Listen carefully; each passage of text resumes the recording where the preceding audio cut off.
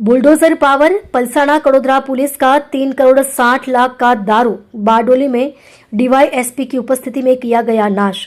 सूरत जिले में शराबबंदी के कड़े अमल के तहत पलसाना और कड़ोदरा पुलिस स्टेशन द्वारा पकड़े गए 3,60,00,000 मूल्य की विदेशी शराब का जखीरा आज बारडोली में बुलडोजर चलाकर नष्ट किया गया। यह कार्यवाही DYSP deputy superintendent of police की सीधी उपस्थिति और देखरेख में संपन्न हुई। शराब के इस विशाल जखीरे को कानूनी प्रक्रिया पूरी करने के बाद सार्वजनिक माध्यम से नष्ट किया गया, जो अपराधियों को कड़ा संदेश देता है। पुलिस सूत्रों के अनुसार यह शराब का जखीरा पिछले कुछ महीनों में पलसाना और कड़ोदरा पुलिस द्वारा विभिन्न छापों और चेकपोस्ट से पकड़ा गया था। बुलडोजर द्वारा बोतलों का नाश करते समय कानून और व्यवस्था बनाए रखने के लिए पुलिस का चाक चौबंद बंदोबस्त किया गया था।